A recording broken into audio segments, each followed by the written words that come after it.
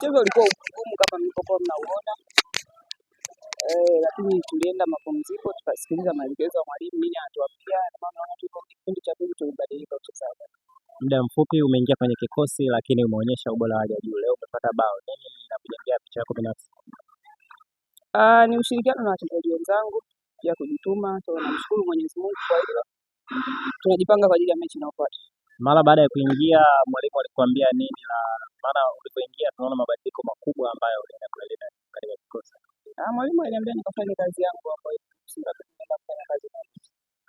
Unahisi changamoto ilikuwa nini hasa katika mchezo wa leo? Maana mlikuwa kuna kipindi mna dominate mchezo lakini kuna kipindi mlikuwa mnapoa. Shida unahisi ilikuwa nini? Siwezi jua, nadhani mwalimu anaweza kaelezea vizuri, lakini tulikuwa tuna maandalizi vizuri, tumekutana tu watu wamekutana jana wafanya mazoezi siku moja, leo tumekuja kucheza mechi. Na mimi kwenye mchezo wa pili kwa kuwa tutafanya mazoezi kwa pamoja, tutafanya vizuri. Pengine unawaahidi nini mashabiki wa timu ya taifa ambao wanakuja kutazama, wana matarajio makubwa na nyinyi kwenye game inayofuata? Tunawaahidi tu kwamba tutafanya vizuri kwenye mechi inayofuata, waje kwa wingi na watuombee.